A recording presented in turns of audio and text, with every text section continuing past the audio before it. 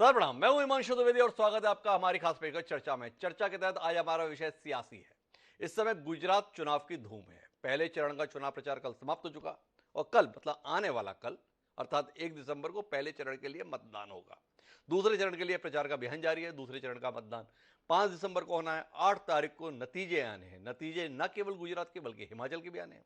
तो गुजरात महज एक राज्य का चुनाव नहीं है। गुजरात के साथ उम्मीद 2024 के जनादेश को लेकर भी है। गुजरात में केवल किसी नेता विशेष की ही प्रतिष्ठा दांव पर नहीं बल्कि पूरी सरकार दांव पर है, अर्थात केंद्र सरकार।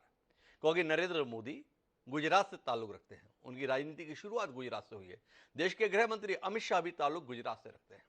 नरेंद्र मोदी को लेकर विपक्ष परेशान रहता है। परेशान इसलिए रहता है कि 3 दशक की भारतीय राजनीति के बाद नरेंद्र मोदी वो चमत्कारी शख्सियत रहे जिनके नेतृत्व में पार्टी ने पहली बार स्पष्ट तौर पर जनादेश हासिल किया। सरकार भले ही एनडीए की हो, लेकिन भारतीय जनता पार्टी सरकार बनाए रखने के लिए किसी अन्य दल की मोहताज नहीं है। जनता ने भाजपा को इतनी सीटें दी हैं कि वह खुद अपने बूते पर सरकार में रह सकती है और इसका श्रेय अगर किसी को दिया जाता है तो वो नरेंद्र मोदी के चमत्कारी व्यक्तित्व को दिया जाता है। माना जाता है कि इस शख्स ने जनता के बीच में ऐसा सम्मोहन पैदा किया जिसके चलते जनता किसी और को ना देखते हुए केवल भाजपा को वोट देने के लिए आतुर रहती है।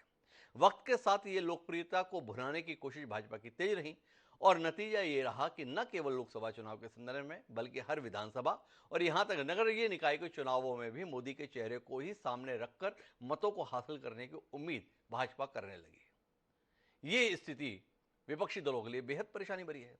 लोकसभा के संदर्भ में नरेंद्र मोदी और भाजपा को पार पाने में नाकाम रह रहा विपक्ष अब हर जगह मोदी के चेहरे को देखकर बेचैन हो जाता है, परेशान हो जाता है। और यह परेशानी कल सार्वजनिक हो गई तब जब कांग्रेस के नवनियुक्त राष्ट्रीय अध्यक्ष मल्लिकार्जुन खड़गे गुजरात में चुनाव प्रचार के दौरान इस बात को लेकर नाराज हुए कि यह क्या सा तरीका है।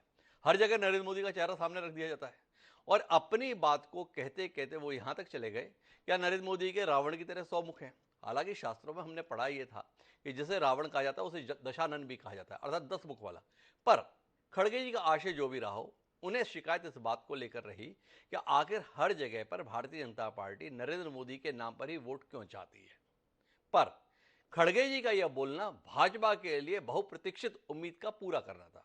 भाजपा हमेशा कोशिश करती है कि कुछ ऐसा नरेंद्र मोदी के संदर्भ में कहा जाए जिसे प्रतिष्ठा का विषय बनाकर हम जनता के बीच में सहानुभूति का वातावरण पैदा कर सकें। कल खड़गे जी के मुंह से ये शब्द क्या निकले, एक सामान्य उपमा के तौर पर भाजपा ने इसे लपक लिया है। भाजपा का हर बड़ा नेता इसे गुजरात का अपमान, नरेंद्र मोदी का अपमान, गुजरात के सपूत का अपमान, गुजरात गौरव का अपमान के तौर पर निरूपित कर रहा है। और ऐसा क्यों कर रहा है? ऐसा इसलिए कर रहा है कि एक लंबा इतिहास है इस बात का कि जब जब नरेंद्र मोदी को निजी तौर पर टारगेट किया गया है, निजी तौर पर जब उनके ऊपर छींटाकशी की गई है, निजी तौर पर उनके लिए अपमानजनक भाषा का इस्तेमाल किया गया है, तब तब जनता ने अपने मतों से भाजपा की झोली को भरा है। तो क्या वो कहानी एक बार फिर दोहराए जाने की उम्मीद भाजपा कर रही है? और कांग्रेस क्यों बार बार इस प्रकार का आत्मघाती गोल करने के लिए आमादा रहती है? 2007 में सोनिया गांधी मौत का सौदागर कहती है, नतीजा भाजपा को प्रचंड बहुमत गुजरात में। 2013-14 के समय में मणिशंकर अय्यर नरेंद्र मोदी जब प्रधानमंत्री पद के लिए प्रत्याशी घोषित होते तो कहते हैं कुछ नहीं कर सकते, ज्यादा हो तो हम उनके लिए चाय की दुकान खुलवा सकते हैं। पता चला कि कांग्रेस की दुकान बंद हो गई और नरेंद्र मोदी प्रचंड बहुमत के साथ देश के प्रधानमंत्री होगा। 2017 उत्तर प्रदेश के संदर्भ में भी इसी प्रकार की बात नरेंद्र मोदी को लेकर कही गई। 2019 में राहुल गांधी ने सीधे नरेंद्र मोदी को निशाने पर लिया और राफेल मामले को लेकर नारा चलवा दिया, चौकीदार चोर है। सीधे तौर पर नरेंद्र मोदी पर आघात था, पर नतीजा क्या रहा? देश की जनता ने अपना समर्थन नरेंद्र मोदी के प्रति जता दिया। तो अब 2022 गुजरात चुनाव, मल्लिकार्जुन खड़गे का बयान कांग्रेस को भारी तो नहीं पड़ जाएगा? क्यों ऐसी कोशिश होती है, इसी पर हम बात करेंगे। समझने की भी कोशिश करेंगे देश के प्रधानमंत्री के संदर्भ में इतनी तलखी, इतने तेवर और उसके साथ में महसूस होने वाली घृणा या नफरत क्या वाकई इतनी जरूरी है? हमारे साथ इस चर्चा का हिस्सा बनने के लिए 4 खास मेहमान मौजूद हैं, उनसे आपका परिचय कराएं और इस चर्चित विषय पर कुछ बात करें। उससे पहले लेकिन समय है आज के विचार सूत्र का। हमारा आज का विचार सूत्र चाणक्य का दिया हुआ है। उन्होंने ये कहा था कि प्रिय वाक्य प्रदानेन सर्वतुष्यंती जंतवः तस्मात् तदेव वक्तव्यम वचने का दरिद्रता। अर्थात प्रिय वाणी बोलने से सब प्राणी प्रसन्न होते हैं। हमें हमेशा मीठा ही बोलना चाहिए। मीठे वचन बोलने में कैसी दरिद्रता, अर्थात बोलने में कंजूसी नहीं करनी चाहिए। चाणक्य ने क्या कमाल की बात कही थी, पर पता नहीं क्यों सियासत में लोग चाणक्य, जो सबसे कुशल रणनीतिकार माने जाते हैं, उन्हीं की बातों को अनसुना कर देते हैं। इसे जहन में रखते हैं और अपनी चर्चा को आगे बढ़ाते हैं। हमारे साथ इस चर्चा का हिस्सा बनने के लिए 4 खास मेहमान हैं। हमारे साथ अनेकों बार इस चर्चा का हिस्सा रहे भारतीय जनता पार्टी के प्रखर नेता, पूर्व सांसद, प्रदेश उपाध्यक्ष, कभी चिंतामणि मालवीय के रूप में हमारे साथ बैठते थे। अब वो डॉक्टर चिंतामणि मालवीय के तौर पर हमारे साथ है। तो सबसे पहले तो चिंतामणि जी, आपको बधाई डॉक्टरेट प्राप्त करने के लिए। हमारे साथ में उस्मान अंसारी जी हैं, प्रवक्ता है भारतीय राष्ट्रीय कांग्रेस के, वो भी हमारे साथ हैं। हमारे साथ राजनीतिक विश्लेषक के तौर पर देवेंद्र वर्मा जी खासतौर पर इस चर्चा का हिस्सा बनने के लिए मौजूद हैं। साथ ही वरिष्ठ पत्रकार रमेश शर्मा जी भी हमारे साथ जुड़ चुके हैं। आप सभी का स्वागत है। चर्चा शुरू करेंगे उस्मान अंसारी जी से, लेकिन उससे पहले 2 बयान सुनेंगे। क्या खड़गे जी ने कहा और क्या उसकी प्रतिक्रिया में भाजपा के पूर्व राष्ट्रीय अध्यक्ष ने कहा। एक कांग्रेस के वर्तमान अध्यक्ष का बयान और दूसरा भाजपा के पूर्व राष्ट्रीय अध्यक्ष का बयान सुने। आप तो प्रधानमंत्री हो, आपको काम दिया गया है, वो काम करो। वो छोड़ के municipal corporation election, MLA election, खैर एमपी इलेक्शन, उनको प्राइम मिनिस्टर बनना है तो फिरते रहते हैं, लेकिन हर वक्त अपनी ही बात करते हैं। आप किसी को मुद्दे को मोदी को देखकर ओढ़ दो, तो भाई तुम्हारी सूरत कितनी बार देखना, कॉर्पोरेशन में भी तुम्हारी सूरत देखना, एमएलए इलेक्शन भी तुम्हारी सूरत देखना, एमपी इलेक्शन में भी तुम्हारी सूरत देखना, हर जगह कितने भाई, क्या आपके रावण के जैसा 100 मुख है क्या है, समझ में नहीं आता। कांग्रेस के द्वारा अब शब्दों का प्रयोग किया जा रहा है। कुछ अन्य राजनीतिक पार्टियां भी ऊल जुलूल और फालतू आरोप लगाने की यह कोशिश करती हैं। स्वस्थ लोकतांत्रिक व्यवस्था में किसी के संबंध में अपशब्दों का प्रयोग करना यह स्वस्थ राजनीति के लक्षण नहीं है। और मैं कहना चाहता हूं, जिस प्रकार के अपशब्दों का प्रयोग आज के कांग्रेस के अध्यक्ष के द्वारा किया गया है, इसे मैं केवल आज के कांग्रेस के अध्यक्ष मिस्टर खड़गे की ही सोच का परिणाम नहीं मानता हूं, बल्कि पूरे कांग्रेस के नेतृत्व की जो जमात है, यह उसकी सोच का परिणाम है।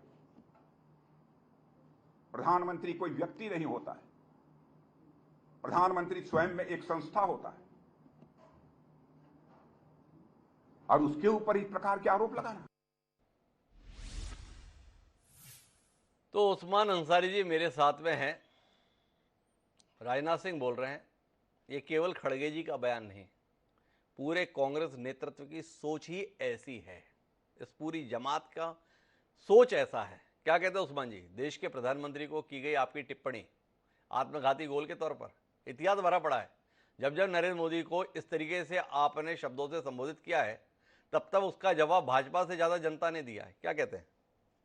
नहीं, देखिए, जनता जनार्दन होती है, सब जानती है जी इन बातों में आने वाली नहीं है, जी क्योंकि आने वाला जो टाइम है, अभी जल्द ही आपको गुजरात इलेक्शन का हो या जी दिल्ली का इलेक्शन हो, आपको रिजल्ट आएगा, आपको महसूस होगा जी कि ये इनका काम ये है कि घृणा और इस तरह की बातें फैला के आपस में नफरत की बात ये खुद ही कर रहे हैं। मान लिया, पहले तो हमारे खड़गे जी ने कोई गलत नहीं कहा, जी क्योंकि उन्होंने सत्य बोला है कि जो चीज हमारा चेहरा एक प्राइम मिनिस्टर का है, हम संवैधानिक पद पे बैठे हैं, हम पूरे हिंदुस्तान के प्राइम मिनिस्टर हैं और पूरे वर्ल्ड की नजर हमारे पर रहती है, तो हमारे को लगता नहीं कि हम काउंसलर्स के इलेक्शंस के लिए अपना चेहरा लेकर दिल्ली में उतरे या कोई दूसरे स्टेट में जाए, तो वो मुनासिब नहीं है। वो इसीलिए उन्होंने एक बात रखी कि हमारे को एक प्रोटोकॉल होता है, उसके आधार पर ही प्राइम मिनिस्टर को चलना चाहिए। वो एक हमारे भी प्रधानमंत्री हैं, माननीय हमारे भी है, कांग्रेस के भी है, अदर पार्टियों के भी हैं, वो देश के प्रधानमंत्री है, तो गरिमा बनाने के लिए एक काउंसिलर के इलेक्शन या दूसरे में नहीं आना चाहिए, उन्हें एमपी के इलेक्शन में थोड़ा अपना ध्यान देना चाहिए, जिसमें उनको ये करना है। दूसरे, मान लिया कि हमारे खड़गे जी ने ये बोला, ठीक है, मगर क्या आप पलट के आप भी गलत बोलोगे? आप ऐसा बोलोगे, पूरी जमात को बोलोगे? पूरी जमात कैसे हो सकती है? मेरे विचार अलग हैं, खड़गे जी के विचार अलग हैं, सोनिया जी के अलग है। राहुल जी क्या काम कर रहे हैं आपको पता है? वो जोड़ने की राजनीति कर रहे हैं, तोड़ने की नहीं कर रहे हैं। जी आप उन पे क्यों नहीं बोलते कि राहुल जी क्या कर रहे हैं? जी क्यों नहीं बोलते उन पर? राहुल जी जोड़ रहे हैं, देश को जोड़ रहे हैं। और हमारे माननीय प्रधानमंत्री जी या उनकी जो सेना है, ये जो सेना है वो तोड़ने की बात करती है। इस तरह तोड़ा जाता है। अंसारी जी, आप तो खुद ही उलझते हुए दिख रहे हैं। आपको सेम लग रहा है क्या? खड़गे जी ने जो बोला ठीक नहीं बोला, आप यहाँ पे सवाल उठा रहे हैं। खड़गे जी भी क्यों बोल रहे हैं, राहुल गांधी जो कर रहे हैं उस पर क्यों नहीं बोल रहे हैं? तो आपको लग रहा है कल चूक हो गई आपके राष्ट्रीय अध्यक्ष से? और अगर राजनाथ सिंह ये बोल रहे हैं ये पूरे कांग्रेस नेतृत्व की सोच है, तो आप यहाँ पे खारिज कर रहे हैं। खड़गे जी की सोच अलग, हमारी सोच अलग। मतलब राष्ट्रीय अध्यक्ष के साथ नहीं है कांग्रेस, एक झटके में नवनियुक्त राष्ट्रीय अध्यक्ष को अकेला छोड़ने के लिए तैयार। उस्मान अंसारी जी, आप राष्ट्रीय अध्यक्ष हैं, मानते हैं, मगर सोच विचारधाराएं वो पार्टी से हटकर भी पर्सनल होती है इंसान की। राहुल गांधी जी की पार्टी से हटकर कर रहे हैं वो काम, वो प्रचार नहीं कर रहे हैं कांग्रेस का, वो जोड़ रहे हैं। तो विचारधारा अलग हुई नहीं हुई, खड़गे जी की विचारधारा अलग हुई नहीं हुई। तो ये नहीं है कि वो ये राहुल जी जो है चल रहे हैं वो देश को जोड़ने के लिए चल रहे हैं सर, ऐसा नहीं है। आप जो है राहुल जी को और हमारे में आपस में ही आप ये कहो कि खड़गे जी का अलग मैटर है और आपका अलग मैटर, राहुल जी का अलग मैटर है, ऐसा नहीं है। हमने सबसे बड़ी बात तो ये है, हमें जिस देश में हम रहते हैं, इस देश में तरह तरह की भाषाएं और तरह तरह के लोग, तरह तरह के फूल खिलते हैं। तो यहाँ पर हमें सबको साथ लेके चलना चाहिए। ये खाली नारा नहीं होता, सबका ये साथ, हमें सबका विकास। साथ लेकर चलेंगे। अंसारी जी को खुद ही लग रहा है खड़गे जी कुछ गड़बड़ कर गए, बोले राहुल जी पे बात कर लेते, खड़गे जी की पे बात करने छोड़ दो। लेकिन मैं चिंतामणि जी के पास जरूर जाना चाहता हूँ, चिंतामणि जी से जानना चाहता हूँ कि इतना ज़्यादा बेचैनी या परेशानी क्यों है भारतीय जनता पार्टी की? जो विषय नहीं है उसे भी विषय बनाने के लिए इतने ज़्यादा व्याकुल है। क्या भरोसा नहीं गुजरात की सरकार पर कि वो अपने काम के आधार पर जनादेश ले लेगी, जो नरेंद्र मोदी की प्रतिष्ठा का विषय बना देना चाहते हैं आप? क्या गलत कह दिया खड़गे जी ने? भाई देश के प्रधानमंत्री हैं नरेंद्र मोदी, आप हर जगह नरेंद्र मोदी जी को दिखाकर वोट दिलाना चाहते हो। क्योंकि आपको लगता है कि आपकी सरकार का काम ठीक नहीं है प्रदेश में, आपके विधायकों के लिए जो उम्मीदवार खड़े हैं उनकी हैसियत ठीक नहीं है, जनता के बीच में साख ठीक नहीं है, इसलिए आपको लगता है कि जहां भी हो नरेंद्र मोदी जी नाम का चेक आपके पास है उसी को बना लो। एक व्यक्ति का कितना शोषण करोगे चिंतामणि जी, थोड़ा बताएंगे? देखिए, नरेंद्र मोदी जी केवल प्रधानमंत्री नहीं है, भारतीय जनता पार्टी के सर्वमान्य नेता भी हैं जी और प्रत्येक चुनाव में उनकी अपनी प्रतिष्ठा, वो उनका गृह क्षेत्र है, तो स्वाभाविक रूप से वो हमारे नेता हैं, तो वो हमें नेतृत्व देंगे ही। जी इसलिए प्रधानमंत्री नरेंद्र मोदी और भारतीय जनता पार्टी के नेता नरेंद्र मोदी को अलग अलग नहीं किया जा सकता। जी दूसरी बात यह है कि नरेंद्र मोदी जी के व्यक्तित्व के से, उनके नाम से, उनके चेहरे से कांग्रेस बहुत डरती है जी और इसलिए अपेक्षा करती है कि भाई कुछ चुनाव तो हमारे लिए छोड़ दो, जहां आप जाते हो, विजय प्राप्त करते हो, आप इतने आपका चेहरा इतना उज्जवल है, आपके काम इतने हैं कि लोग आपको देख करके वोट, हम कहीं नहीं टिकते, हमारी पूरी पार्टी कहीं नहीं टिकती, राहुल गांधी कहीं नहीं टिकते, तो खड़गे जी का तो कोई जवाब ही नहीं है, हमारे पास उस हाइट का कोई नेता नहीं, इसलिए कांग्रेस डरती है। ये जो उनका वक्तव्य है उसी डर की अभिव्यक्ति है कि भाई आप हर जगह चले जाते हो, कुछ कुछ जगह तो बच्चों को खेलने दो, कुछ जगह तो हमें कर लेने माफ दो। कीजिए चिंतामणि जी, बीच में रोकने के लिए माफी चाहता हूं। जिस मध्य प्रदेश में बैठे हो ना, यहीं पे निपटा दिया था यहाँ की जनता ने, राहुल गांधी नेतृत्व में कांग्रेस पार्टी ने आप लोगों को। सामने उदाहरण है। जिस छत्तीसगढ़ में मैं बैठा हूं यहाँ पर तो सफाई से ऐसा निपटाया कि अभी तक सांस नहीं आ रही है। वो राजस्थान है ना, वहां पर भी निपटे हुए आप बैठे हुए हैं। तो ऐसा नहीं है, इतना भी आत्मविश्वास का प्रदर्शन ठीक है जितना भी है, पर इतना भी नहीं, इतना खराब ट्रैक रिकॉर्ड नहीं है।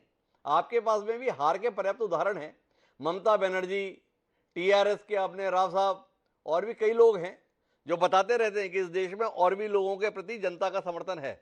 जी मेरे ख्याल से अगर आप तीनों प्रांतों की जीत का श्रेय अगर राहुल गांधी जी को दे रहे हैं तो आपको फिर से मूल्यांकन करना चाहिए उस चुनाव का जी कि राहुल गांधी जी के कारण अगर तीनों जगह चुन गए हैं तो फिर उनको वो गुजरात क्यों नहीं गए, जी और अगर उनके चेहरे से चुन सकते, वहां पे सरकार बन सकते, तो वो यात्रा एक तरफ छोड़ते और सारा समय गुजरात ही देते। उन्हें पता है कि वहां कुछ होना नहीं है, उन्हें पता है कि हिमाचल में कुछ होना नहीं है, इसलिए यात्रा में लगे। यात्रा एक चेहरा ढकने का एक उपक्रम है, एक माध्यम है।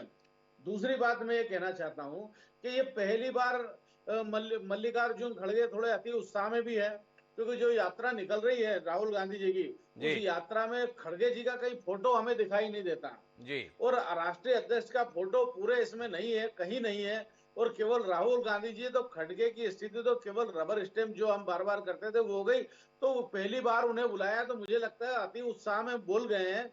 अध्यक्ष के तौर पे गुजरात बुलाया तो उन्हें इस बात का बड़ा अति उत्साह, बड़ा खुशी हुई और खुशी में ऐसा बोल गए वो।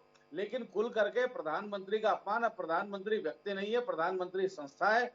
और हम लाखों लाख करोड़ों करोड़ कार्यकर्ताओं का और 135 करोड़ लोगों का वो अच्छा, सर्वमान्य इसमें नेता है। अपमान क्या है? थोड़ा सा ये बताइए चिंतामणि जी, मैं तब से सुन रहा हूं, कल से समझने की कोशिश कर रहा हूं। भाई प्रधानमंत्री का अपमान कर दिया, नरेंद्र मोदी जी का अपमान कर दिया, थोड़ा समझना चाहता हूं। उन्होंने केवल इतनी सी बात कही, भाई हर जगह नरेंद्र मोदी का चेहरा ही सामने रखते हो।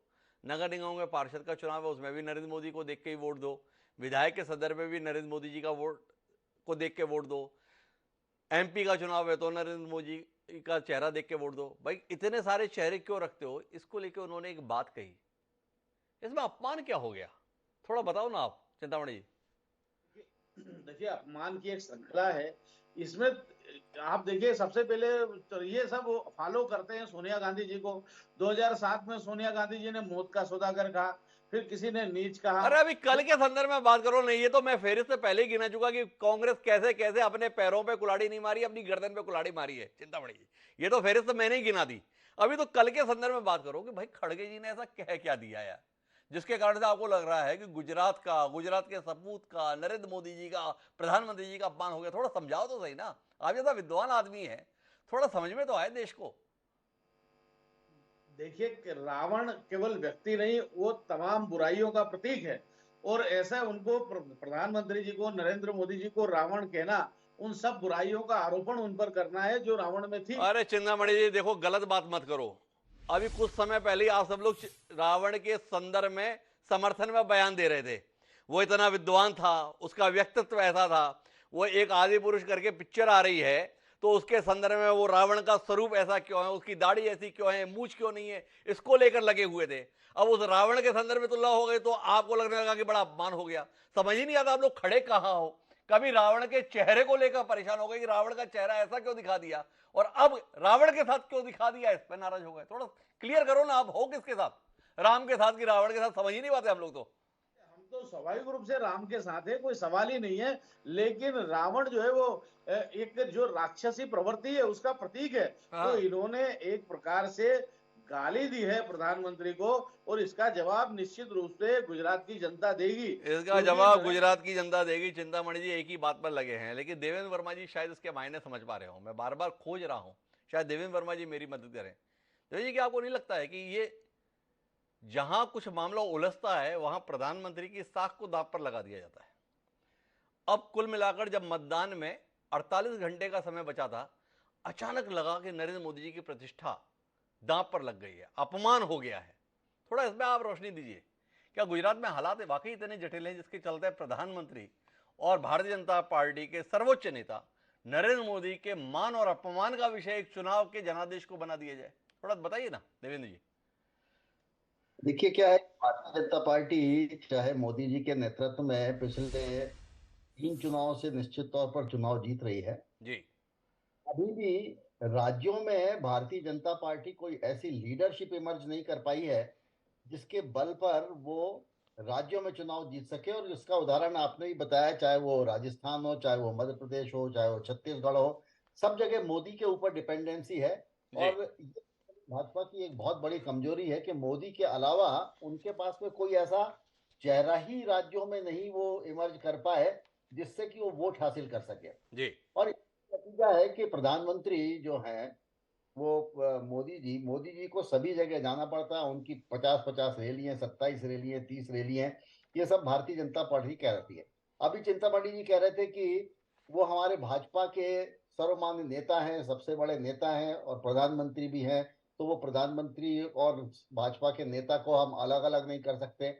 लेकिन मेरा ये मानना है कि इन दोनों को तो अलग अलग करना पड़ेगा। जी जब आप जाते हैं तब आप प्रधानमंत्री के तौर पर वहां नहीं जा रहे हैं, जी आप भारतीय जनता पार्टी के नेता के तौर पर जा रहे हैं। और जब आप भारतीय जनता पार्टी के नेता के तौर पर कहीं जा रहे हैं तो निश्चित तौर पर विपक्ष जो है वो इस प्रकार की शब्दावली का यूज कर सकता है या करता है, या गलती से कर सकता है या जानबूझ के कर सकता है, ये सब अलग विषय है। जी लेकिन मैं इस बात से बिल्कुल भी सहमत नहीं हूं कि खड़गे जी ने कोई बहुत ऐसी अपमानजनक बात वहां पर प्रधानमंत्री जी के बारे में या भारतीय जनता पार्टी के सर्वमान्य सबसे सर्वोच्च नेता के बारे में की है, प्रधानमंत्री के बारे में नहीं की। जी प्रधानमंत्री के तौर पर वो चुनाव में गए भी नहीं है, वो तो भाजपा के नेता के तौर पर वहां गए हैं। जी प्रधानमंत्री और ये दोनों पद को आपको अलग अलग करना पड़ेगा। और वहां पर उन्होंने ये कहा कि भाई जिस प्रकार से रावण सर्वव्यापी था, उसके 10 के बदले उन्होंने 100 सिर कह दिए। अर्थात उनका आशय ये था कि सर्वव्यापी सर्वव्यापी व्यक्तित्व से तुलना कर रहे थे वो मोदी जी की। उसके लिए उन्होंने रावण का सहारा लिया कि जैसा रावण सर्वव्यापी था, क्या मोदी भी सर्वव्यापी हो गए। और निश्चित तौर पर चाहे वो दिल्ली दिल्ली का कारपोरेशन का चुनाव हो, चाहे वो राज्यों के चुनाव हो, चाहे वो लोकसभा के चुनाव हो, सब जगह केवल मोदी ही मोदी यदि रहेंगे तो आपने पिछले 15 वर्षों में स्टेट लीडरशिप को ऐसा इमर्ज क्यों नहीं किया कि उनके नाम पर भी, अब गुजरात में कोई ऐसा लीडर नहीं है कि उनके मुख्यमंत्री के नाम पर कोई वोट मांगे जा सके। वोट केवल मांगे जाते हैं या तो केंद्र सरकार के ऊपर, या फिर कोई एक ऐसा इश्यू ले आती है भारतीय जनता पार्टी जिसको कि, चाहे वो, अब ये जो कल का जो वक्तव्य खड़गे जी का है, जी कल के साथ में उन्होंने एक पूरी लिस्ट जारी कर दी है।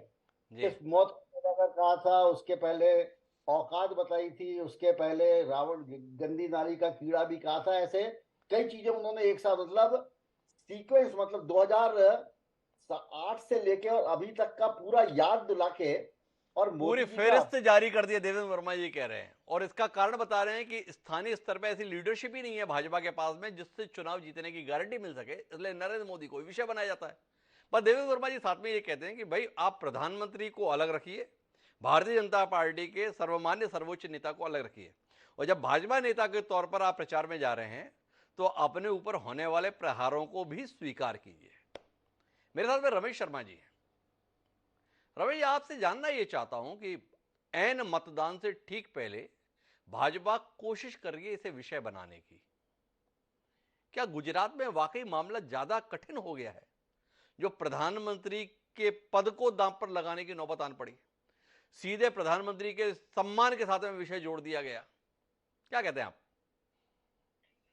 देखिए, मोटे तौर पर अभी जो चुनाव के विश्लेषण आए हैं, चाहे वो ज्योतिष का हो या मीडिया का हो, जी उसमें भारतीय जनता पार्टी का पक्ष जो है वो भारी आ रहा है। जी तो गुजरात में भाजपा की ऐसी स्थिति तो अभी नहीं दिख रही है कि वो उनको कुछ चीज दांव पर लगाना पड़े।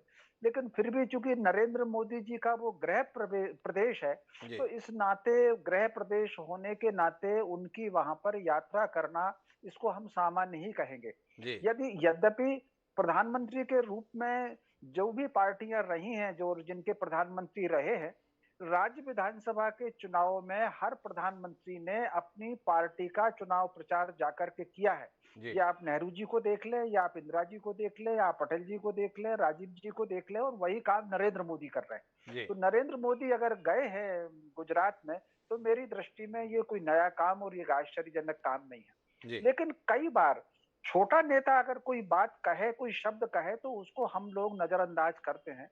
लेकिन कोई अगर बड़ा नेता इस बात पर कहे, जैसे राष्ट्रीय अध्यक्ष खड़गे जी राष्ट्रीय अध्यक्ष है, जी तो राष्ट्रीय अध्यक्ष होकर के अगर वो इस तरह की बात कहेंगे तो स्वाभाविक रूप से उस पर कटाक्ष किया ही जाएगा।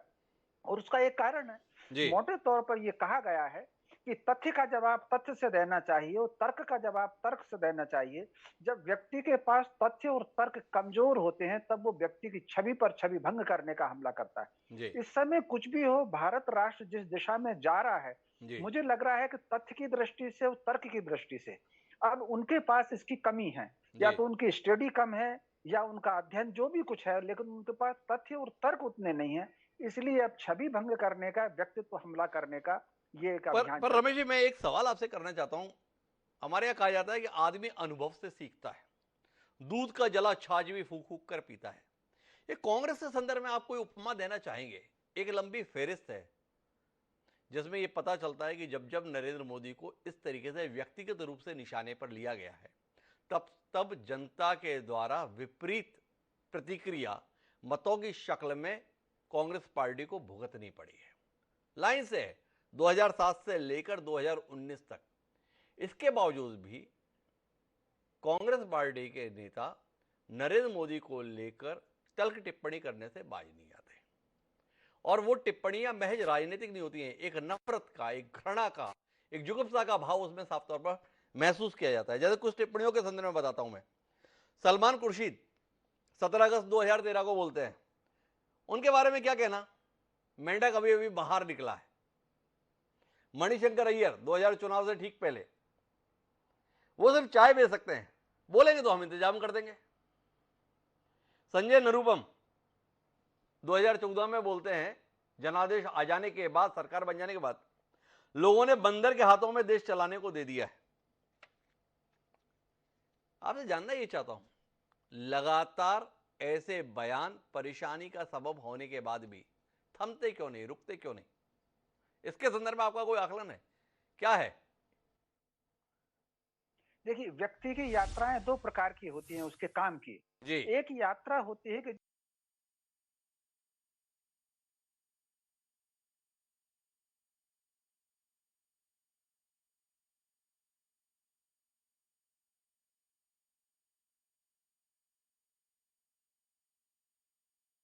सफलता का उसका जो पैमाना है वो कमजोर होता रहता है। जी। तो मोटे तौर पर जो लोग शरीर विज्ञान या मन के जानकार हैं, वो इस बात को जानते हैं कि यदि लगातार संघर्ष के बाद भी हमारी सफलता नीचे, ग्राफ हमारा नीचे गिर रहा है, तो दिमाग से एक विशेष प्रकार का केमिकल निकलता है जो शरीर की शिराओं को तंग करता है, उनको कड़ा करता है। और जी। जब शरीर की शिराएं कमजोर होती हैं, तब व्यक्ति का रक्तचाप बढ़ता है और उसके स्वर जो हैं और शब्द, उसमें घटियापन आता है। इसका उदाहरण चौराहे की लड़ाई पर देख ले। मान लीजिए दो लोग लड़ रहे हैं और एक जना अच्छा घूंसा मार रहा है तो वो चुपचाप घूंसा मारेगा, लेकिन जो दूसरा पिटेगा वो गालियां देता है।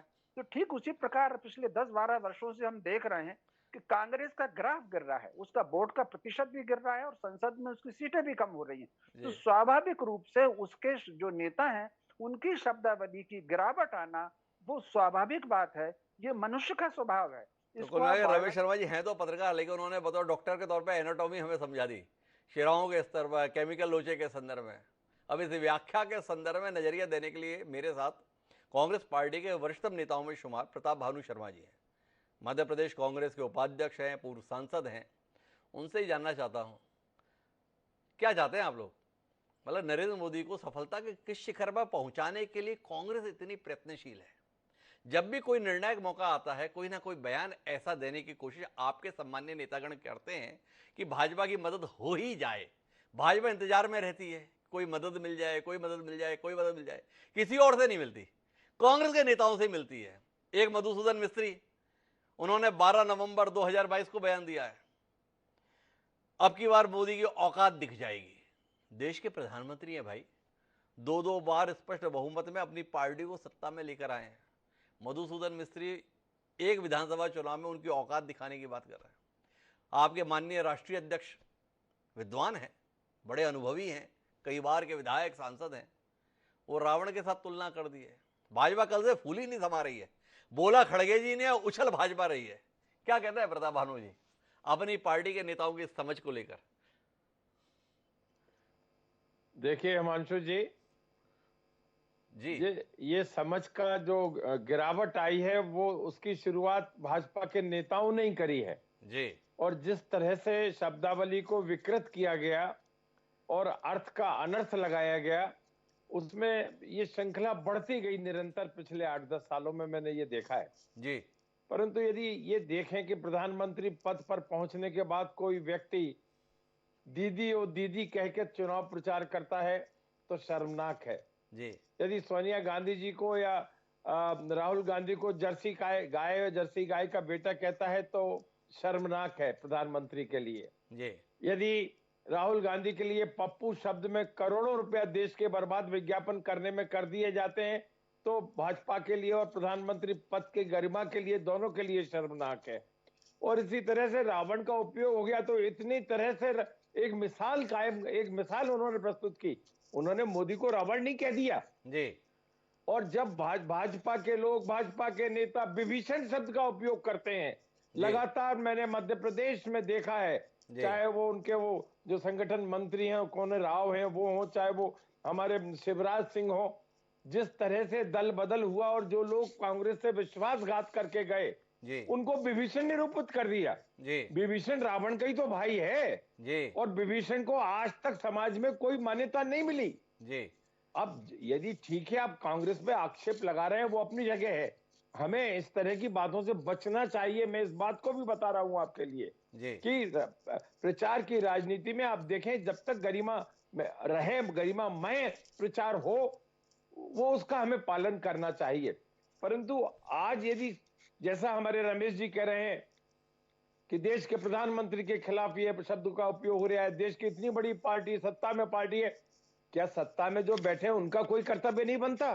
जी संसद के अंदर कैसी भाषाओं का उपयोग किया जाता है? जब प्रधानमंत्री प्रचार मंत्री बनकर जाते हैं तो क्या उन्हें कोई दूसरा विकास का मुद्दा, सबका साथ सबका विकास, कब भूल जाते हैं वो? अच्छा कहीं प्रताप वो- भानु जी, एक अनुभव के आधार पर बताइए, आपके तो मतलब 5-6 दशक का राजनीतिक अनुभव है, क्या आपका अनुभव ये बोलता है कि नरेंद्र मोदी को लेकर अगर व्यक्तिगत टिप्पणी की जाए तो उससे जनता में समर्थन मिलता है, उससे वोट मिलते हैं, उससे सकारात्मक वातावरण मिलता है, कांग्रेस की जड़ें मजबूत होती हैं, खाद पानी मिलता है, या आपका अपना एक आकलन है कि जब जब ऐसा करते हैं तब तक ऐसा लगता है समझ रहे थे कि पानी डाल रहे जड़ों में और डल मठा जाता है और नुकसान हो जाता है? क्या कहते हैं, कुछ आकलन आपके पास में है या आपने अनदेखा ही कर दिया है? आकलन में रखा क्या है? हार हार और हार हमारी नियति है, तो इसका आकलन क्या करना, क्या है प्रताप भानु जी, थोड़ा रोशनी दीजिए ना। नहीं, देखिए, हार को जीत में बदलना कांग्रेस को आता है जी। और हम मुद्दों पर लड़ाई लड़ते हैं। अब यदि किसी के मुंह से या किसी भाषण के दौरान कोई शब्द निकल जाए तो तिल का पहाड़ बनाना भाजपा को आता है जी और उसे प्रचार का मुद्दा बना देते हैं। जी जबकि जो सत्ता में है, जो देश का प्रधानमंत्री है, जिसकी सरकार भारतवर्ष में है, उनको उन मुद्दों पे बात करना चाहिए, विषय पे बात करना चाहिए, विषयांतर नहीं करना चाहिए। अरे वो तो ठीक है, आपसे जो आप खुद ही विषयांतर कर दे रहे हो। मैंने एक सीधा सवाल किया प्रताप भानु जी कि नरेंद्र मोदी पर व्यक्तिगत टिप्पणी करना कांग्रेस पार्टी के लिए फायदेमंद रहता है या नुकसान का सबब रहता है? इसके संदर्भ में क्या प्रताप भानु शर्मा जी के पास में कोई आकलन है जो हमारे दर्शकों के बीच में साझा करना चाहें, या आपने कहा कि अभी इस पे आकलन करना नहीं चाहता मैं? थोड़ा इसके संदर्भ में स्पष्ट बोलिए ना प्रताप भानु जी, ऐसी भी क्या बात, क्या आप ना बोलें साफ साफ? आप चाहते हैं तो मैं जरूर स्पष्ट ही बोलूंगा जी और जो सच है वही कहने का प्रयास करूंगा जी कि कोई भी लीडर कौन होता है जी जो लीड करे देश को, जी जो मुख्य धारा को लीड करे, जी जो समाज को लीड करे, वो लीडर होता है। जी और यदि देश का लीडर ही गलत दिशा में गलत शब्दों का उपयोग करने लग जाए तो फिर दोष किसको दोगे? आप जनता को दोगे, विरोधी पार्टी को दोगे, या उस देश के लीडर को दोगे, या लीडरशिप करने वाली पार्टी को दोगे? तो प्रताप भानु जी इस पर नहीं जाना चाहते कि कांग्रेस को कितना नुकसान होता है। प्रताप भानु जी इस बात पर बात करना चाहते हैं कि शुरुआत कौन करता है। तो चिंतामणि जी कटघरे में है। चिंतामणि जी, प्रताप भानु शर्मा ये बता रहे हैं इस कार्यक्रम के माध्यम से देश को कि ये जो हल्के शब्दों का प्रयोग है, इसकी शुरुआत, इसका उपयोग देश के सर्वोच्च नेता, भारतीय जनता पार्टी के सर्वमान्य नेता और देश के वर्तमान प्रधानमंत्री नरेंद्र मोदी जी के द्वारा किया जाता है। उन्होंने उदाहरण सहित इस बात को समझाने की चेष्टा की है। जितनी नाराजगी, जितना आक्रोश, जितना गुस्सा कांग्रेस के नेताओं के संदर्भ में आपका है, क्या उसका कोई हिस्सा प्रताप भानु शर्मा जी की बात के समर्थन में भी आपके पास है? या क्योंकि अपनी पार्टी का विषय, अपने नेता का विषय है, इसलिए गलत भी है तो भी हमारे को उस तरफ देखना नहीं? क्या कहते हैं प्रताप भानु जी, थोड़ा रोशनी बताइए ना। किसी की पत्नी को 50 करोड़ की गर्लफ्रेंड, जर्सी गाय, दीदी, ऐसे बयानों को लेकर सवाल उठते रहते हैं। कभी मनन करते हैं क्या चिंतामणि जी आप इस पर? कैसी नौबत क्यों आ जाती है? देखिए, पहली बात तो यह है कि प्रताप भानु जी बहुत वरिष्ठ नेता है, बड़ी न्यायपूर्ण बात करते हैं, लेकिन आज वो अनजस्ट कर गए। देखिए, दीदी और चौकीदार चोर है, इन दोनों की गंभीरता में, गाह्यता में और इसके कास्टिक जो उसका नेचर है उसमें अगर अंतर नहीं कर पा रहे हैं तो मैं अब क्या कहूं इतने वरिष्ठ व्यक्ति को कि दीदी और चौकीदार चोर है, पूरे देश में नारे लगवाए राहुल गांधी जी ने, चौकीदार चोर है, चौकीदार चोर है, और फिर जवाब देना पड़ा। और वैसे ही एक पूरी श्रृंखला है कांग्रेस के नेताओं की जो अपमानजनक भाषा और अपमानजनक शब्दों से भरी पड़ी है, लेकिन आपने केवल एक दो उदाहरण की दिए, वो भी हमारी पार्टी के कोई जो बहुत प्रधानमंत्री जी ने तो कभी शब्द नहीं इस तरह के कहे कि जर्सी। कौन से शब्द नहीं कहे? जितने भी शब्द मैंने बोले हैं, ये शब्दों के संदर्भ में आप यहां पर ये कहने की स्थिति में कि ये माननीय प्रधानमंत्री जी के द्वारा नहीं कहे गए? वो शब्दों की मर्यादा और उसकी गरिमा का हमेशा ध्यान रखते हैं। कभी भी उन्होंने कोई कमेंट भी किया तो उसके शब्दों की और उसके भाव में एक गरिमा थी, एक उच्चता थी।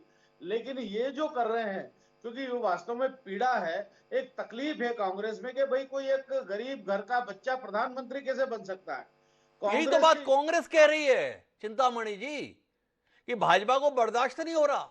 एक दलित परिवार का व्यक्ति कैसे देश के सबसे पुराने राजनीतिक दल का निर्वाचित अध्यक्ष हो गया, भाजपा को बर्दाश्त नहीं हो पा रहा।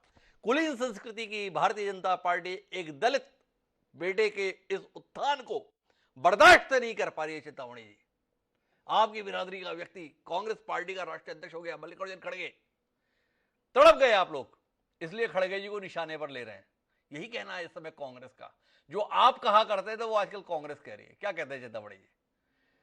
देखिए, हमें गौरव है कि एक अनुसूचित जाति का व्यक्ति किसी तरह कांग्रेस अध्यक्ष बन पाया, लेकिन उसका अपमान कितना है। अभी राहुल गांधी की यात्रा निकल रही है, कहीं मैं तो इंदौर से उज्जैन बल्कि ऊपर से वहां से और भी लंबा गया, मुझे कहीं भी ऐसा विजिबल फेस नहीं दिखा। अरे तो कमाल हो गया चिंतामणि जी, आपने तो कमाल कर दिया। कार्यक्रम में खुलासा कर रहे हैं, राहुल गांधी की यात्रा में आप भी शामिल हो रहे हैं। प्रताप हनु जी तो मुग्ध हो जाएंगे। भारत जोड़ो यात्रा सफल हो रही है, भाजपा के प्रदेश उपाध्यक्ष राहुल गांधी की यात्रा में शामिल, कमाल है। नहीं, आप व्याख्या कर रहे हो। जो चौराहे पर पोस्टर लगे, रास्ते पर पोस्टर लगे, मैं उनकी बात कर रहा हूँ। मैं रागे भी तो हूँ। तो मैंने जब पूरा देखा, कहीं मुझे उनका फोटो नहीं दिखा। तो ये दलित व्यक्ति को जो अध्यक्ष बना करके, उसका अध्यक्ष बना करके जो अपमान करना है, ये बहुत असहनीय है। कांग्रेस हमेशा ये करती रही है कि अध्यक्ष तो बना दिया, लेकिन उनको अध्यक्ष मानती नहीं है। बताइए इस पूरे आयोजन में कहाँ है? बताइए इस आयोजन में कहाँ है? हम इस पर नहीं जाना चाहते, इस पर हम फिर बात करेंगे। अभी चिंतामणि जी अपने विषय पर रहते हैं और आपसे सीधा सवाल ये करते हैं, 27 साल से भारतीय जनता पार्टी गुजरात में सत्ता में काबिज है। क्या वर्तमान मुख्यमंत्री और वर्तमान सरकार के कामकाज पर भरोसा नहीं भाजपा को, यकीन नहीं कि उसके आधार पर इतना जनादेश मिल जाएगा कि आप सत्ता में बने रह पाए? इसलिए जरूरी हो गया कि नरेंद्र मोदी जी की प्रतिष्ठा का विषय इस चुनाव को बनाया जाए, उनकी इज्जत का विषय बनाया जाए, उनको ही दांव पर लगा दिया जाए। इसमें जरा रोशनी दीजिए ना। जिस तरीके से सारे नेता सब भूलकर केवल और केवल नरेंद्र मोदी का मान, नरेंद्र मोदी का अपमान, नरेंद्र मोदी का सम्मान, और गुजरात की जनता माफ नहीं करेगी ये बात कह रहे हैं, तो जब 8 दिसंबर को नतीजा आएगा तो उसे क्या मानेंगे? गुजरात की जनता ने जो भी जनादेश दिया वो नरेंद्र मोदी के संदर्भ में दिया, गुजरात सरकार के संदर्भ में नहीं दिया। भूपेंद्र पटेल फालतू में मुख्यमंत्री हैं, उनके नाम पर कौन फैसला करता है? देखिए, हमारे यहाँ कलेक्टिव लीडरशिप है, एक सामुदायिक नेतृत्व है। सब लोग बैठ करके निर्णय करते हैं और सब लोग बैठ करके ही व्यवस्था चलाते हैं। इसलिए इनका या व्यवस्था के रूप में भूपेंद्र पटेल जी हो सकते हैं, व्यवस्था के रूप में नरेंद्र मोदी जी हो सकते हैं, लेकिन लीडरशिप कलेक्टिव है। और माननीय नरेंद्र मोदी जी भी एक कार्यकर्ता के तौर पे अपनी भूमिका, अपना योगदान, अपनी मतलब चिंतामणि जी, आप हमें बता रहे हैं कि जीत हार को नरेंद्र मोदी के रूप में ना देखा जाए, कलेक्टिव लीडरशिप है। हम खामखा में मानते हैं 2014 में भाजपा को जो प्रचंड जीत मिली वो नरेंद्र मोदी के चमत्कारिक नेतृत्व का नतीजा है। 2019 में सत्ता में धमाकेदार वापसी भारतीय जनता पार्टी ने जो की वो नरेंद्र मोदी के चमत्कारिक नेतृत्व का नतीजा है। चिंतामणि जी खारिज कर रहे हैं, गलत मानते हैं हम। ये सब कुछ जो है वो भाजपा का सामूहिक नेतृत्व का नतीजा है। खामखा में नरेंद्र मोदी को हमने इतना ऊंचा समझा हुआ है।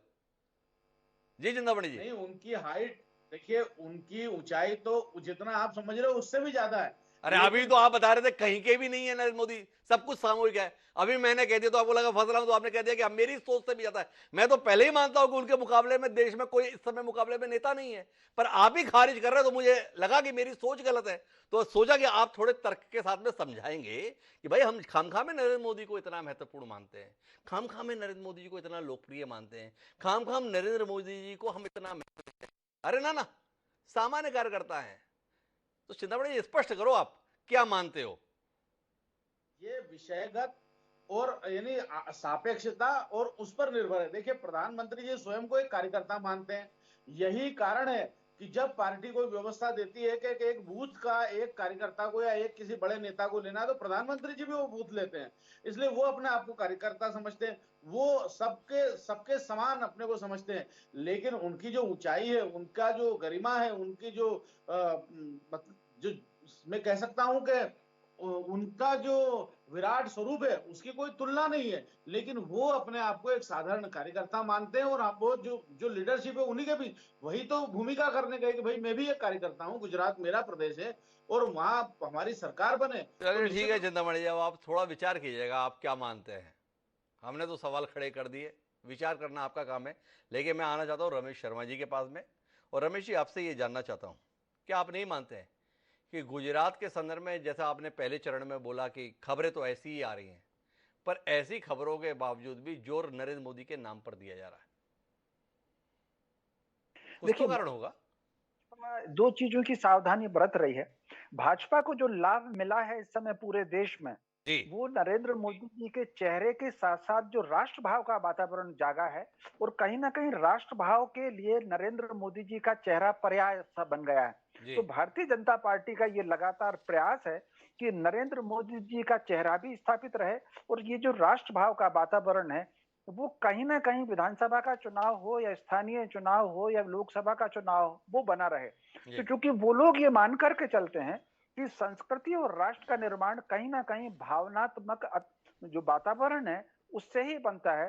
तो नरेंद्र मोदी जी को ला करके या उनके चेहरे के साथ में उस वातावरण को वो बनाए रखना चाहते हैं।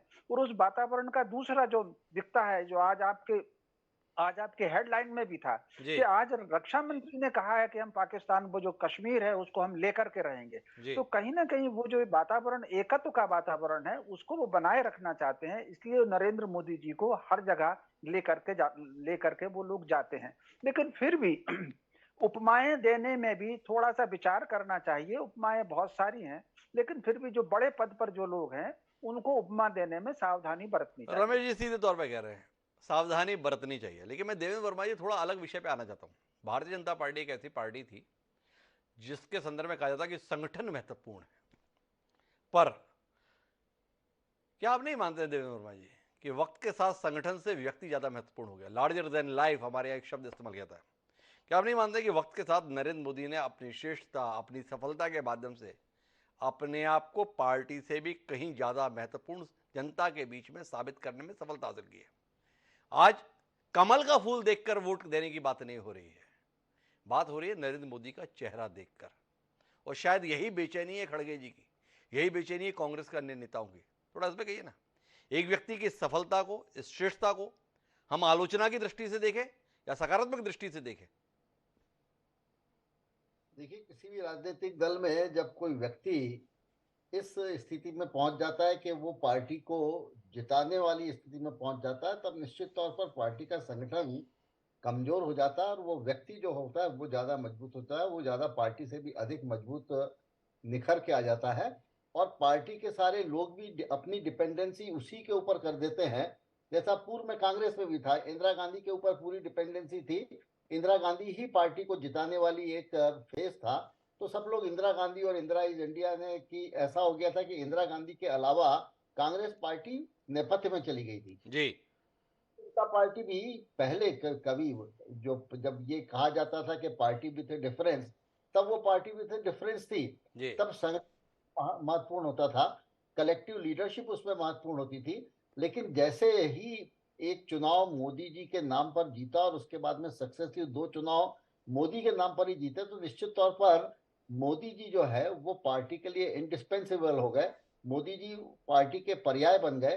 और सब कुछ चीजें अब मोदी के ही ऊपर केंद्रित है। और अब तो ये हो गया, खड़गे जी ने सही कहा कि अब तो चाहे वो नगर निगम के चुनाव हो, नकाओ के आगे आने वाले समय में कहीं भी किसी वार्ड के चुनाव में भी मोदी जी आके चुनाव प्रचार करने लग जाए, जी इसका भी कोई नहीं है। क्योंकि अब छोटे से छोटे चुनाव में यदि पार्टी का सर्वोच्च नेता, मैं प्रधानमंत्री नहीं कहता क्योंकि मैं प्रधानमंत्री और पार्टी के नेता को अलग अलग मानता हूं, जी यदि कोई चुनाव प्रचार के दौरान यदि कोई टिप्पणी किसी नेता के ऊपर होती है तो वो उस समय प्रधानमंत्री की हैसियत से नहीं होती, वो उस समय उस पार्टी का नेता होता है। और पार्टी आपस में, इन्होंने सही कहा अभी प्रताप भानु जी कह रहे थे कि मोदी जी के भी ऐसे बहुत से स्टेटमेंट हैं। पार्टी जब वो पार्टी के नेता के तौर पर गए तो उन्होंने दूसरे दल के नेताओं के संबंध में टिप्पणियां की। तो ये तो पार्टी के बीच में ऐसा चलता रहता है। और निश्चित तौर पर अब भारतीय जनता पार्टी का संगठन वैसा मजबूत संगठन नहीं है जैसा कि पूर्व में कभी हुआ करता था, जब वो सामूहिक नेतृत्व होता था, जैसे चिंतामणि जी कह रहे थे। अब सामूहिक नेतृत्व की बात नहीं है, अब तो केवल एक व्यक्ति के ऊपर एक व्यक्ति की बात है। देवेंद्र वर्मा जी इत्तेफाक रख रहे हैं और नरेंद्र मोदी ने अपने आप को इस रूप में स्थापित किया है, लेकिन ऐसे में चुनौती और बढ़ जाती है। मेरे साथ में उस्मान अंसारी जी जुड़े हुए हैं। उस्मान जी, मेरी आवाज सुन पा रहे?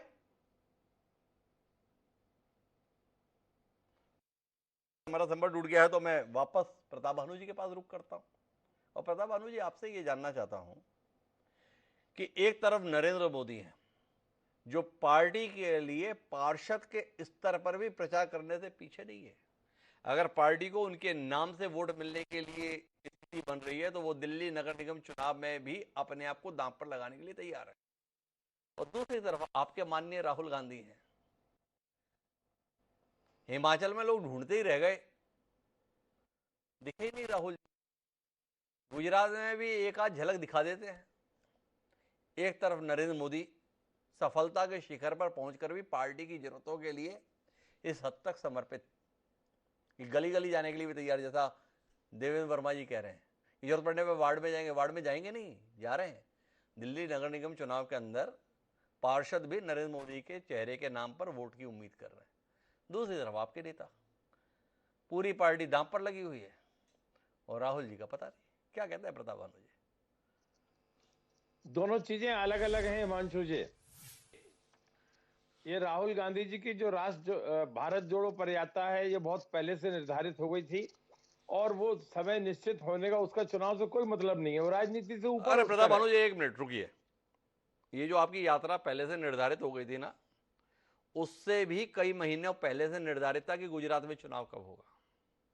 उससे कई महीनों पहले से निर्धारित था, सालों पहले से निर्धारित था हिमाचल में चुनाव कब होगा। तो कम से कम बात अलग अलग तो नहीं, पता था ये चुनाव होने हैं, पर इन चुनावों में क्या होना है इसको लेके कोई डर था, इसलिए यात्रा इस समय पर रख ली। ये भी लोग बात करते हैं, थोड़ा इसमें भी कह लीजिए, कमी ना रहे कहने में। नहीं, कहने में कोई कमी नहीं रहेगी हिमांशु जी। जो चिंतामणि जी कह रहे हैं कि इनके यहाँ सामूहिक नेतृत्व है, वो तो ध्वस्त कर दिया वर्मा जी ने जी कि आज एक व्यक्ति आधारित पार्टी हो गई है जी। परंतु यदि राहुल गांधी अपने कार्यकर्ताओं पे और अपने दूसरे लेवल के और स्टेट राज्य नेताओं पर निर्भर हैं और उनको जवाबदारी देकर रखे हैं, तो वो नेतृत्व की बात कि हम क्षेत्रीय नेतृत्व पार्टी के अंदर जो दूसरे नंबर पर नेतृत्व है उस पर विश्वास रखते हुए कर रहे हैं। और राहुल गांधी ने अपने काम से अडिग रहे। प्रताप भानु, ये बुरा मत मानिएगा, ये जो राज्य स्तर पर नेतृत्व है ये जीतने के लिए है या हारने के लिए? अब जब हारने ही है तो फिर अपने को सामने आने की जरूरत क्या है? हारने के लिए द्वितीय पंक्ति के लोगों को ही गला कटवाने के लिए आगे कर दिया जाए, ऐसा तो कुछ मामला नहीं। नहीं, ऐसा बिल्कुल नहीं है। जो नरेंद्र मोदी जी या जो अमित शाह हैं, वो रात दिन गली गली खाक क्यों छान रहे हैं? यदि उन्होंने इतना विकास किया है और गुजरात मॉडल पूरे देश में एक सफलतम मॉडल माना जा रहा है, और दिल्ली में नाक के नीचे गली गली और वार्डों में क्यों जा रहे हैं? इसलिए जा रहे हैं कि सफलता के शिखर पर पहुंचकर भी जमीन नहीं छोड़े हैं। ये सरलता, ये समर्पण ही तो पार्टी के लोगों को उनका मुरीद बनाए रखता है। यही तो चिंतामणि जी हमें बताया करते हैं कि देखिए हमारी पार्टी आज भी देश के प्रधानमंत्री हो गए तो भी एक बूथ अपने जिम्मे लेते हैं। इसी बात के तो गुण गा रहे थे अभी चिंतामणि, आपने सुने नहीं क्या? नहीं, हमने पूरी बात चिंतामणि जी की सुनी है। अब वो सुनी सुनाई बातें कुछ और होती हैं, वस्तु स्थिति कुछ और होती है। और चिंतामणि जी भी जानते हैं क्योंकि वो भी सांसद रहे हैं, संसद में प्रतिनिधित्व किया है कि कल के भाजपा में पार्टी विद डिफरेंस हो गई, आज party with so many difference. अरे तो फर्क क्या पड़ता है, पार्टी विद डिफरेंस ही तो 2 सीटें थी लोकसभा में, और सो मेनी डिफरेंस के साथ में 303 पे पहुंच गए, तो सो मेनी डिफरेंस ही ठीक है ना प्रताप बानू जी, नहीं लगता आपको? बहरहाल मेरे साथ में उस्मान अंसारी जी जुड़े हुए हैं, एक बार फिर मैं उनके पास रुक करता हूं, हमारा संपर्क टूट गया था। उस्मान जी, आपसे जानना चाहता हूं, इतनी लंबी चर्चा के बाद क्या आप इस आकलन पर नहीं है कि बेहतर हो कि कांग्रेस कुछ नई रणनीति के साथ मैदान में उतरे? जब जब नरेंद्र मोदी को सीधे निशाने पर लेते हैं, तब तब शिकस्त, पराजय, हार आपके हिस्से आती है। क्या आपको नहीं लगता है नया अध्यक्ष आए हैं खड़गे जी, कुछ नई रणनीति के साथ आए? जिन रणनीतियों पर पहले हारने की लंबी फेहरिस्त है, उसी रणनीति पर चलेंगे तो बात कैसे बनेगी? नहीं है, देखिए ऐसा नहीं है जी आपको मेरी वॉइस आ रही है? हाँ हाँ बिल्कुल आ रही है उस्मान जी। हेलो जी उस्मान जी आ रही है, हेलो, वॉइस आ रही है आपको? बिल्कुल आ रही है उस्मान जी, बोलिए ना। हाँ, देखिए देखिए ऐसा नहीं है। मेनली क्या है, हम एक पार्टी के बैनर तले चल रहे हैं। जी उस बैनर तले क्या राहुल गांधी हो, सोनिया गांधी हो, क्या हमारे खड़गे जी हो, देखिए हमने पार्टी को जिताने के लिए वहां पर प्रचार कर रहे हैं, ना कि हम किसी व्यक्ति विशेष के ऊपर हम टिप्पणी कर रहे हैं। और दूसरी बात यह है, आप माननीय प्रधानमंत्री जो बीजेपी जो कहते हैं, बीजेपी के माननीय प्रधानमंत्री, वो माननीय प्रधानमंत्री बीजेपी के नहीं है, क्योंकि बीजेपी पार्टी का तो कोई अब रहा ही नहीं है कुछ, क्योंकि ये पार्टी जो है संघ से निकली हुई पार्टी है। आज भी मुझे लगता है कि इसको जो संघ चला रही है और संघ की जो विचारधारा है, उस पे ही जो है आज ये निर्भर है, और उसी पे ही ये लोग वोट मांग रहे हैं। मुझे नहीं लगता बीजेपी के नाम पे वोट मांग रहे हैं। सी से होता है कांग्रेस और सी से होता है कंफ्यूज। मैं तो आज तक समझ ही नहीं पाया, मुझे इतना कंफ्यूज कर दिया कि नरेंद्र मोदी को ये मानते क्या है। एक तरफ नरेंद्र मोदी के सामने बताते तानाशाह है, उनके आगे कोई कुछ नहीं है, दूसरी तरफ बयान देते हैं कि संघ चलाता है। अब जिसको एक संगठन चलाता है वो तानाशाह कैसे हो सकता है? उलझन है, इस उलझन को कांग्रेस को शायद सुलझाने की जरूरत है। पर मैं आखिरी टिप्पणी के लिए चिंतामणि जी आपके पास रुक करता हूं, समय मेरा समाप्त हो रहा है। कांग्रेस पार्टी के आभारी कितने, आप खड़गे जी के आभारी कितने हैं? आपको बड़ा इंतजार था कैसे भी नरेंद्र मोदी चुनाव का मुद्दा बन जाए, नरेंद्र मोदी जी की प्रतिष्ठा चुनाव का मुद्दा बन जाए, नरेंद्र मोदी जी के आधार पर गुजरात गौरव विषय बन जाए। क्या खड़गे जी ने आपकी इस इच्छा को पूरा कर दिया? और अगर कर दिया तो क्या इस कार्यक्रम के माध्यम से आप खड़गे जी के प्रति धन्यवाद ज्ञापित करना चाहेंगे, आभार जताना पाएंगे, या कृतज्ञता परिचय देंगे? उनकी मदद भी मिल गई और फिर भी आपने आभार नहीं जताया, क्या करना चाहेंगे चिंतामणि जी, सच सच बताइए। देखिए, मुझे ऐसा लगता है कि कांग्रेस के लीडर्स ये सामूहिक आत्महत्या कर रहे हैं, ये सामूहिक रूप से पार्टी को डुबाने का काम कर रहे हैं। कोई एक व्यक्ति भी ऐसा नहीं दिखता है जो कांग्रेस की मदद करे। कांग्रेस को मुझे भानु प्रताप जी दिखते हैं, बस ये ठीक बात करते हैं, बाकी कांग्रेस के पक्ष में, कांग्रेस के हित में कोई बात नहीं करता है। सारे कांग्रेस को डुबाने का काम करते हैं, कांग्रेस को खत्म करने का काम करते हैं। और राहुल गांधी जी उन सबके लीडर हैं। जब तक राहुल गांधी जी हैं और वो कम्युनिस्टों के घेरे में है, मैं देख रहा हूं कि कांग्रेस जो है वो डाइंग पार्टी है। और धीरे धीरे धीरे अभी तो फिर भी 52 पे है, कहीं पुरानी थोड़ी बहुत पुण्य बाकी बची है, देश में अज्ञान बचा है। जिस दिन देश का अज्ञान खत्म हो जाएगा, लोग तुलना करने लगेंगे, उस दिन ये 44-52 भी नहीं बचेंगे। और धीरे धीरे ये कांग्रेस डाइंग पार्टी हो रही, क्योंकि इसका नेतृत्व विभ्रम है, भ्रमित है, और उसका कोई कॉन्सेप्ट किसी भी विषय में क्लियर नहीं है। तो चिंतामणि जी धन्यवाद ज्ञापित नहीं करना चाहते हैं, लेकिन इस बात से मुग्ध जरूर है कि कांग्रेस एक मरती हुई पार्टी, ऐसा उनका आकलन है, और अगर इसी तरीके से चली तो अभी जो 52 या 44 पर रहते हैं, इतने पर भी नहीं रह जाएंगे। लेकिन महत्वपूर्ण बात यह है कि सियासत के अंतर्गत आरोप प्रत्यारोप का पुराना इतिहास है। ऐसा नहीं है कि कांग्रेस के अध्यक्ष ने कुछ ऐसा कह दिया भाजपा के शिखर पुरुष के संदर्भ में जो पहले भाजपा ने कांग्रेस के शिखर पुरुष या स्त्रियों के संदर्भ में नहीं कहा है।